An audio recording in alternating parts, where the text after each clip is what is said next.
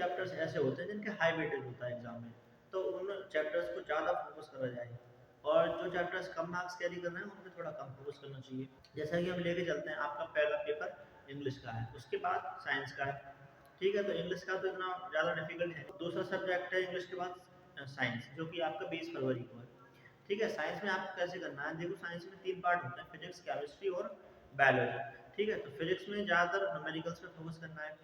आप न्यूमेरिकल्स और उसमें फार्मूला होते हैं, आप फार्मूला को एक पेज पे कहीं पे लिख लें और उनका यूसेज भी लिख लें, ठीक है। हर एक फार्मूला का आप उसका एप्लीकेशन भी लिख लें, किस क्वेश्चन में उसका एप्लीकेशन अच्छे से होगा, जिससे कि आपको फार्मूला और उसका एप्लीकेशन अच्छे से समझ में आ जाए। और फिर दूसरा है केमिस्ट्री। केमिस्ट्री में इक्वेशंस, रिएक्शंस बहुत ही इंपॉर्टेंट हैं, उनके फार्मूला वगैरह ये बहुत ही इंपॉर्टेंट होते हैं। और फिर बायोलॉजी में क्या होता है, डायग्राम, ठीक है। बायोलॉजी में आप डायग्राम अच्छे से प्रैक्टिस कर लें।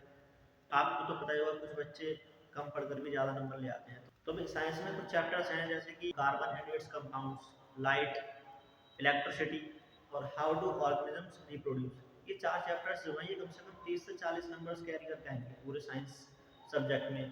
तो मैं तो ये कहूँगा कि आप इन 4 चैप्टर्स को ज़्यादा फोकस करें और बाकी के चैप्टर्स को थोड़ा सा कम फोकस करें, क्योंकि कम से कम मान लीजिए आधी साइंस तो इन 4 चैप्टर्स को पढ़ के ही आपकी कवर हो जाएगी। बाकी के चैप्टर्स बचे बचे हुए मार्क्स कैरी करेंगे। अब आते हैं मैथ वाले सब्जेक्ट पे, ठीक है, जो कि सबसे लास्ट में है 10 मार्क्स को। उसमें क्या है, देखिए मैथ में क्या होता है कि मैथ में फार्मूला, थ्योरम और पोस्टुलेट्स, एक्सियोम्स ये बहुत इंपॉर्टेंट होते हैं, आप इन्हें कहीं पे भी लिख लीजिए। और जो फार्मूला होते हैं उसमें उनका सभी का एप्लीकेशन होना चाहिए, ठीक है। जैसे एक फार्मूला है, उसका नीचे एक क्वेश्चन होना चाहिए कि ये किस क्वेश्चन में एप्लीकेबल है, मतलब कौन सा फार्मूला किस क्वेश्चन में अच्छे से बैठ रहा है, उस क्वेश्चन को आप कर लो, है ना, जिससे कि आपको फार्मूला बहुत अच्छे से समझ में आ जाए। और जो एनसीईआरटी एग्जांपल्स होते हैं वो बहुत इंपॉर्टेंट है, क्योंकि आपको पता है कि एनसीईआरटी ही सब कुछ है। मतलब जो आपके सीबीएसई एग्जाम होते हैं उनमें एनसीईआरटी में से ही सब कुछ आता है, एनसीईआरटी से बाहर कुछ नहीं आता। जो लोग अच्छे मार्क्स लेकर आते हैं, मतलब जो टॉपर्स लोग होते हैं, टॉपर्स बच्चे, वो भी यही कहते हैं कि भाई एनसीईआरटी ही सब कुछ है। अगर आप जल्दी पढ़ के अच्छे मार्क्स लाना चाहते हैं तो आप एनसीईआरटी से ही सब कुछ करें, क्योंकि एनसीईआरटी के अलावा और कुछ नहीं आता, सारा सीबीएसई जो है वो एनसीईआरटी ही बेस्ड है। लेकिन आप कुछ जैसे आर डी शर्मा है, एग्जाम्पलर है, वहाँ से आप कर सकते हैं, वो आपके लिए अच्छा है।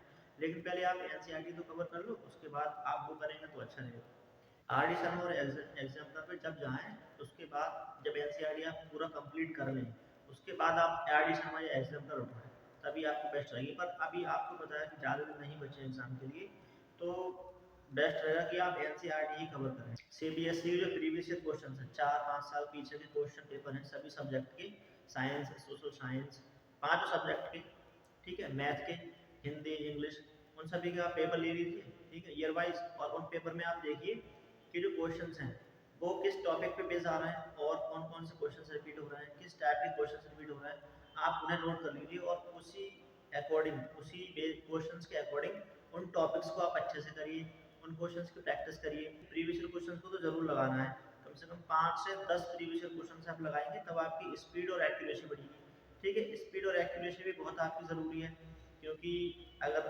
स्पीड किसी की स्लो रहती है ना, तो वो पेपर छूट जाता है, जिससे आपके मार्क्स कम आते हैं। तो इससे भाई मार्क्स ज़्यादा लाना है तो आपकी स्पीड तो अच्छी होनी चाहिए, और ये आपकी स्पीड जो है वो प्रीवियस ईयर क्वेश्चंस को अटेम्प्ट करके या फिर मॉक टेस्ट को या फिर सैम्पल पेपर जो होते हैं सीबीएसई की वेबसाइट पे आपको मिल जाएंगे।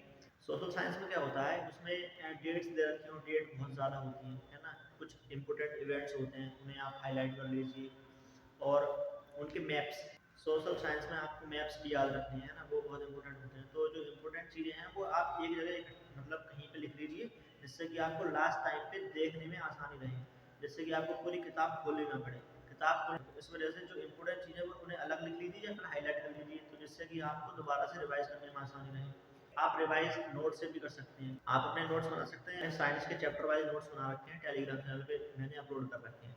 आपके जो नोट्स हैं वो शॉर्ट्स वीडियो में मैंने डाल रखे हैं, है ना, उनकी लॉन्ग वीडियो भी बनाई हुई है, और पीडीएफ में भी मैंने वो नोट्स बनाए हुए हैं।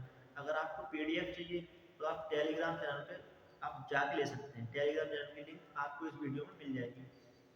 और अगर आपको शॉर्ट्स वीडियो में नोट्स देखने हैं तो वो भी आपको इस चैनल पर मिल जाएंगे, और लॉन्ग वीडियो में नोट्स वो भी आपको इस चैनल पर मिल जाएंगे। आपको तो पता ही है कि नोट्स बनाने में बहुत टाइम लगता है, ठीक है, बहुत मेहनत लगती है, तो उसे